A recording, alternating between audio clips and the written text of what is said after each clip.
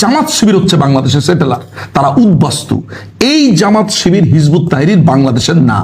আমি যদি কোনোদিন, আমাকে যদি জিজ্ঞেস করো, আমি যদি কোনোদিন রাষ্ট্রপ্রধান হইতাম, আমি সবার আগে এদের নাগরিকত্ব বাতিল করে লাফ মেরে বাংলাদেশ থেকে এদেরকে বাইর করে দেবো, যেটা বঙ্গবন্ধু করছিল গোলাম আজমদেরকে। কারণ এই দেশে পাহাড়ি বাংলাদেশি, এই দেশের হিন্দু বাংলাদেশি, মুসলিম বাংলাদেশি, কিন্তু জামাত শিবির বাংলাদেশি না। কারণ ওরা রাজাকারের বাচ্চা, ওরা ছিল পাকিস্তানের সাথে। একই সাথে আমি সরি টু সে যে রাজা ত্রিদীপ রায় সেও হচ্ছে রাজাকার, তার গোষ্ঠীকেও আমি বাংলাদেশে রাখতে চাই না। কিন্তু আনফর্চুনেটলি ত্রিদীপ রায়ের ফ্যামিলি নিয়ে কিছু বললে বলে যে না, ওনারা এই না সেই না, ওনারা থাকতে পারবে না কেন? এই ত্রিদীপ রায়ের নেতৃত্বে বাংলাদেশে এই রাজাকাররা সেখানে বাসা বাঁধছিল ওই জায়গাটাতে। কেন? পাহাড়ের জনগোষ্ঠী বাংলাদেশের মুক্তিযুদ্ধ করে নাই? অসংখ্য মুক্তিযোদ্ধা আছে পাহাড়ে, বা চাকমা, মারমা, মগ, মুরং, সাঁওতাল।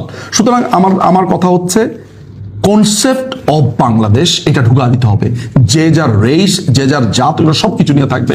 এটাই হচ্ছে আমার কথা।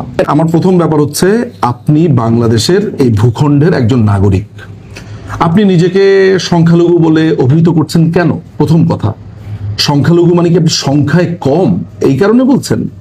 আপনি যখন একটা রাষ্ট্রের একজন নাগরিক, একটা প্রাউড নাগরিক হয়ে এই দেশের হিস্সা, এই দেশের একটা ইঞ্চি মাটি আপনারও অধিকার, আপনার বাবা মা 14 গোষ্ঠী যখন এইখানে, এই রাষ্ট্র আপনার, সেই রাষ্ট্রে আপনি সংখ্যাতে কম বলে নিজেকে বারবার সংখ্যালঘু বলাটাই হচ্ছে সেলফ ইনক্রিমিনেট করা। নাম্বার ওয়ান, নিজেকে আপনি সংখ্যালঘু বলে ছোট করছেন। নাম্বার ওয়ান, আপনি সেটেলারের কথা বলেছেন, যেভাবে সেটেলারের কথা বলেছেন আমি এটার সাথে একমত না।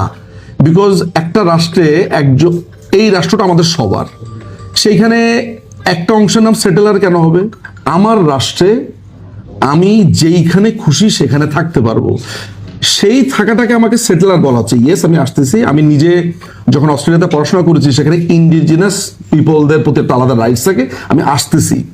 একইভাবে আমরা কিন্তু এই সেটেলার কথাটা বলেও আমাদের রাষ্ট্রের একটা অংশকে আমরা অনেক ছোট করে দেখি। নাম্বার ওয়ান, বলা হয়ে থাকে যে সেটেলারদেরকে পাহাড়ের যারা অধিবাসী আছেন, সেখানে যারা আছেন, সেখানে নিয়ে যাওয়ার ফলে তাদের এখানে জমিকে দখল করা হয়েছে। আমি আসছি সেই কথাতে। প্রথমে আমার একটা কথা হচ্ছে যে, যেই জনগোষ্ঠীকে হিন্দু, বৌদ্ধ, মুসলিম, খ্রিস্টান, মুসলিম বলবো না, মুসলিম যেহেতু সংখ্যাতে অনেক বেশি, তাদের প্রশ্নটা হয়তো আসে না, যাদের সংখ্যাকে কম হিসেবে যাদেরকে এই ডিমিন করবার, সেলফ ডিমেন্ড করা হচ্ছে, যে বলা হচ্ছে যে আমরা সংখ্যায় কম, আমরা সংখ্যায় কম, আমার কাছে মনে হয় প্রথমে সেলফ রেসপেক্ট বাড়ানো প্রয়োজন। নাম্বার ওয়ান, দেখেন বাংলাদেশকে গত স্বাধীনতার পর থেকে একটা লম্বা সময় অস্থিতিশীল হয়েছে সবভাবে, পাহাড় এবং সমতলে। এই সমতলে জামাত শিবির, হিজবুত তাহরির থেকে শুরু করে মৌলবাদীরা যখন এই দেশকে টেরোরাইজ করছে, আমরা তাদেরকে কিভাবে ডিল করছি। একইভাবে এই পাহাড়ে যখন শান্তি বাহিনী এবং অন্যান্য গোষ্ঠী, বা একদম রিসেন্টলি কুকি চীন যখন বাংলাদেশ রাষ্ট্রের বিরুদ্ধে গিয়ে দাঁড়াইছে, তখন আমাদের সম্মিলিত ভয়েসটা কি ছিল? আমরা মনে করি যে যেহেতু কুকি চীন করতেছে, তাহলে মানে সব পাহাড়ের লোকজন করতেছে। আবার যখন এখানে জামাত শিবির এখানে করতেছে, তখন আমরা মনে করি মনে হয় এটা সব সমতলের লোকেরা করতেছে। মনে হচ্ছে আমরা সম্মিলিতভাবে দায়িত্ব নেই না। আমি যেদিন থেকে মনে করব যে আমার ছোটবেলার বন্ধু ছিল আপনার প্রাবো চাকমা, যেদিন থেকে মনে করব প্রাবো চাকমা আমার ভাই, যেদিন থেকে মনে করব সন্তুল আরমা আমার ভাই, সন্তুল আরমা আমার শত্রু না, যেদিন থেকে আমি মনে করব যে পাহাড়ে যারা আছে তারা আমার ভাই, হ্যাঁ তার জাতীয়তা, সে হচ্ছে, তার বিভিন্ন জাতীয়তা থাকতে পারে, ভূখণ্ডের নাগরিক হিসেবে সে বাংলাদেশি, এইটা আমাকে নিশ্চিত করতে হবে যে সে যেই পরিবেশে বড় হয়েছে, তাকে যেইভাবে তার খাদ্যাভ্যাস, তার মাতৃভাষা, যতদিন পর্যন্ত আমরা এগুলোকে রেসপেক্ট করতে না পারবো, আমরা কি এখনো পর্যন্ত পাহাড়ে যারা জন্মেছে তাদের মাতৃভাষাকে পুরোপুরি নিশ্চিত করতে পারছি? আমরা কি তাদের জন্য আধুনিক চিকিৎসা, আধুনিক কৃষি ব্যবস্থা, আধুনিক বিশ্ববিদ্যালয়, এগুলো আমরা নিশ্চিত করতে পেরেছি? আমি এইটা শুনেছি যে পাহাড় অঞ্চলে একটা ইউনিভার্সিটি করতে গেলে, একটা মেডিকেল করতে গেলে সেখানকার অনেক মানুষ বাধা দেয়।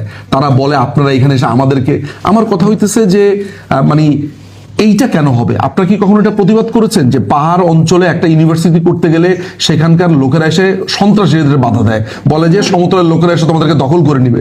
তাহলে আজীবন কি পাহাড়ের মানুষ এমনই থাকবে? তাদের কৃষ্টি, তাদের কালচারকে রক্ষা করে তাদেরকে আমরা আধুনিক যুগে নিয়ে যাব না? এই জিনিসটাতে আপনাদের সোচ্চার হওয়া উচিত। একইভাবে পাহাড়ের একটা মানুষের গায়ে যদি কোনোদিন কোনো অন্যায্য টাচ পড়ে, কোনো মানুষকে যদি সেখানে রাষ্ট্র কোনো নিপীড়ন করে, তাহলে সেটার ব্যাপারে সবাইকে সোচ্চার হইতে হবে। আমি এইটা মানতে খুবই নারাজ যে পাহাড়ে কোনো সমতল যাইতে পারবে না। আমি খুব লক্ষ্য করেছি একটা ব্যাপার, এবং আমি জানি না যে আপনার মতামত কি। আমি পাহাড়ের অনেক অঞ্চলের কাছে শুনেছি যে এখানে সেটেলাররা কেন আসবে, বাঙালি কেন আসবে? তাহলে পাহাড়ের অঞ্চলের অনেক মানুষ, আমি যে অঞ্চলে বাস করি, আমি যে ঢাকায়, সেখানে পাহাড়ের অনেক মানুষ বাস করে। আমি যদি বলি পাহাড়ের লোকেরা ঢাকাতে কেন আসবে, এটা একটা অন্যায় কথা। এই 56,000 বর্গ মাইলের প্রত্যেকটা ইঞ্চিতে যেমন প্রাবো চাকমা থাকতে পারবে, যেমন সন্তু লারমা থাকতে পারবে, ঠিক নিজুম মজুমদারও বাংলাদেশের প্রত্যেকটা ইঞ্চিতে সে তার ঘর বানাইতে পারবে লিগাল ওয়েতে। একজন পাহাড়ের যে ভদ্রলোক, তিনি জুম চাষ করেন, এটা তার সারা জীবন তিনি সেটা শিখেছেন। তার যে পাহাড়ের ইকোসিস্টেম, সেটাকে আমি নষ্ট করব না, আমাকে ওইটা মেনটেন করতে হবে। ওইটা প্রিজার্ভ করলে ওইটা ক্ষতি না। কিন্তু ওইখানে কোনো মানুষ গেলেই দেখলাম যে পাহাড়ের অনেক মানুষ খুব বিরক্ত হইতে থাকে। এটা কেন হবে?